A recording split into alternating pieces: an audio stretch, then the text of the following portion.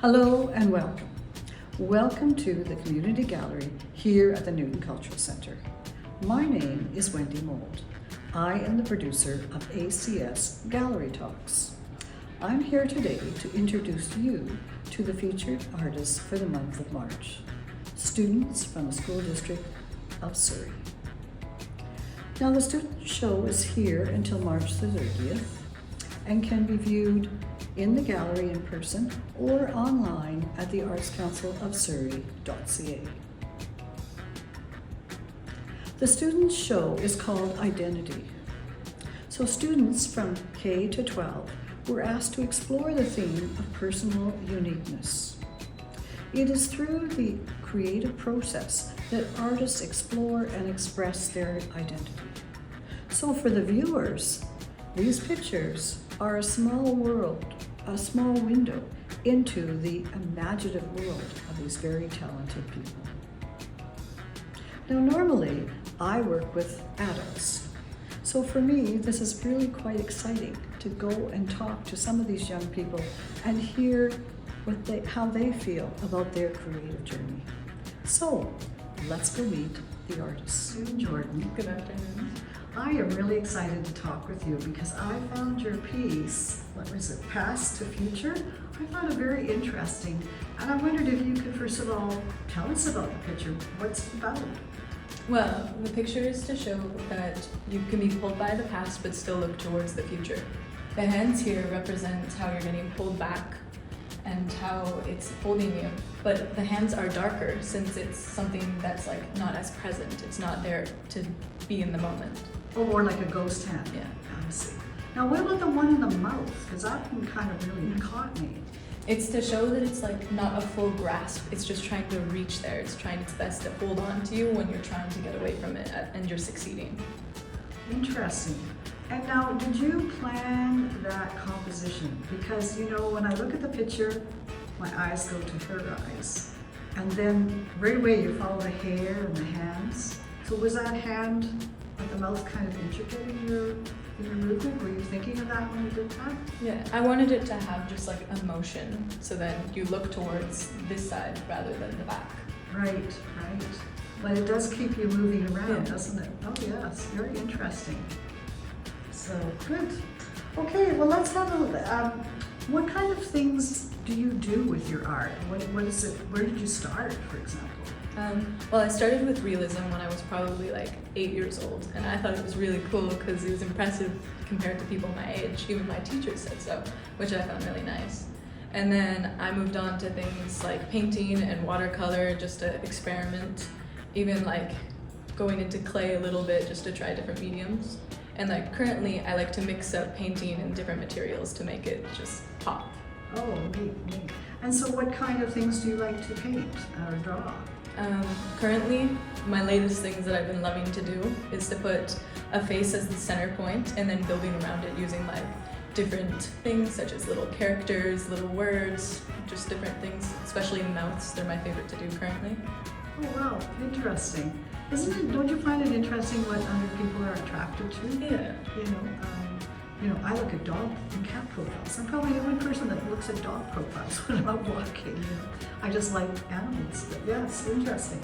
So where is this going to go? How is this going to fit into your life in the future? Well, I want to start doing things like producing art, or I want to do tattooing by chance because it's like a good income and it's a fun thing to do in your free time. So I want to start teaching if I could. That'd be very good to do, just like experience it with other people.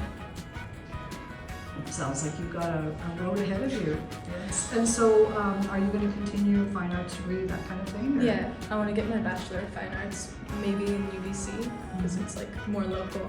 It's good. And when you say teaching, are you thinking in terms of teaching like in school or just teaching art in general? I want to teach like older grades, maybe like 10s, 11s, maybe 12s, just since they're more experienced and actually want to be there.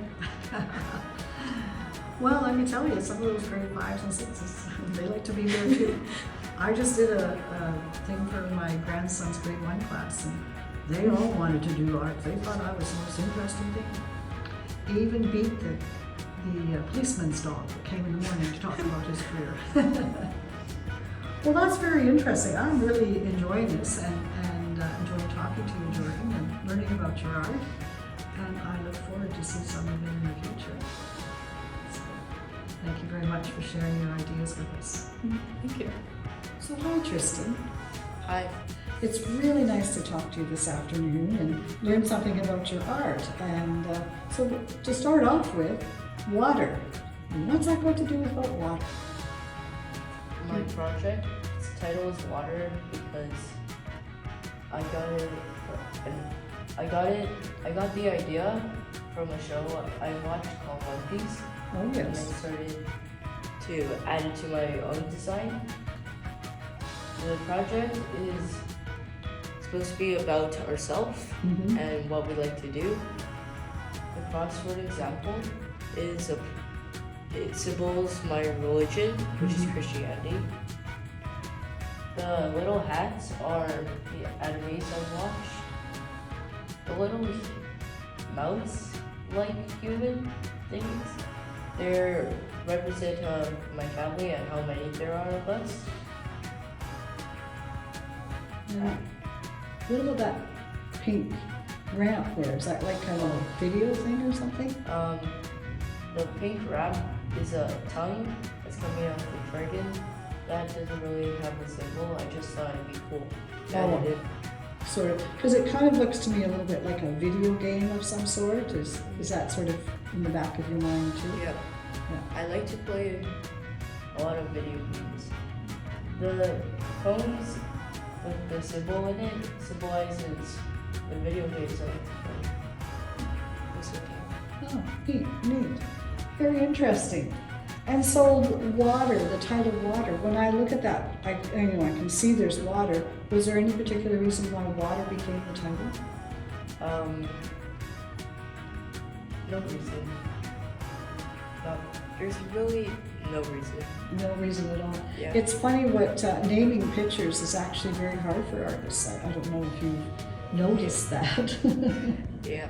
Yeah, and some people it's untitled 47 and untitled 48, and to me that's a bit of a cop-out. Sooner or later you gotta get some kind of a name. Yeah. But anyway, what about art in your life? When did you start? I started when I was 4 years old. My mom showed me art and she drew something. I thought it was really cool, so I started to draw as well. I see. And what kind of things did you guys draw in those days? I used to draw animals. I like to draw the peregrine falcon. It's a type of bird. Mm-hmm. I would draw a lot of animals.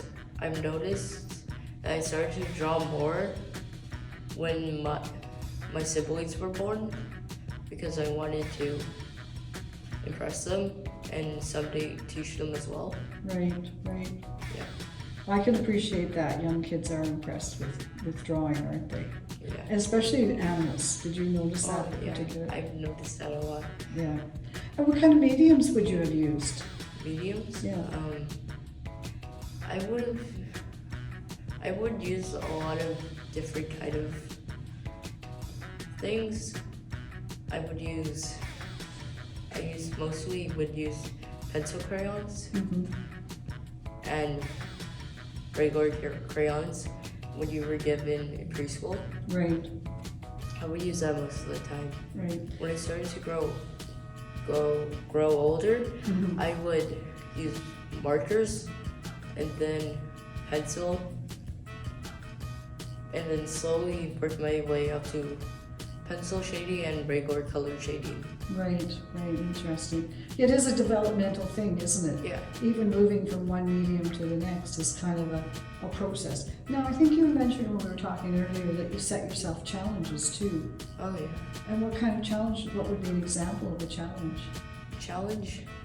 Well, usually for challenges, I would try to go for a complex picture sometimes, Mm-hmm. and sometimes it will either end up really good or just unfinished because I sort of give it up.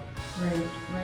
I found that interesting because I set myself challenges all the time as well, and I find that's a way of, it moves you into different territories. Sometimes you like them, and as you say, sometimes not for me.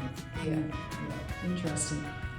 Well, I really enjoyed chatting with you and learning a bit more about your art, Tristan. I did too. Yeah. And maybe we'll see you again. Thank you for this time. You're welcome. So very nice to meet you this evening, Kenya. Can you? It's very nice to meet you too. Yeah. I'm looking forward to talking to you about your art and your project. And I haven't actually seen your piece in real life. I'll see that tomorrow. So could you maybe tell us the story of your picture and how it came about? Well, first off, my teacher was giving an assignment to the class where we had to create ourselves falling from the sky and into something. We had free liberty of what we wanted to fall into, though. I see. And so how did you come about your idea? What inspired you? What inspired me was my first concert I've ever attended, actually. It was a Stray Kids concert. And? Well, when I was first attending, I was really excited. I was astonished, excited, and I felt pure glee. And that was what you were trying to portray in your picture as well. Yes. When I was there, all that built-in energy just made me want to jump out of my seat and into the crowd. Right, and hence that movement in your picture as well, eh? Yes. Yes, neat. So, art, is it going to be part of your life in the future, or do you have a direction you'd like to go with your art? Well, for art, I can see myself really going more into photography instead of, Pen and pencil stuff, right? Yeah. And what kind of photography do you like to do? Video? Definitely scenery. Scenery? Yes. So more still pictures rather than the videos that seem to be the thing right now? Oh, neat. And when you say scenery, is that nature? Really, yeah, nature and cities. Yes, so neat. And music too, I think you mentioned earlier was something you were interested in. Yes, I'm interested in singing. In singing. Very neat. That's really something. And of course, when you get into high school, you'll have an opportunity to do those things. But do you do them outside of school as well? Yeah, I do. I sing for my family sometimes, and I normally take pictures outside as well. Oh, I see. Good. Have you framed and put some of them up or put them out there for friends as gifts? Yes, I have. Oh, good, neat. So you're already getting out there with your work. Nice to hear. Well, it's really nice chatting with you, Kenya, and learning more about you and your art. I look forward to seeing some of your things and maybe hearing some of your singing in the future. Thank you. It was really nice chatting with you as well. Okay.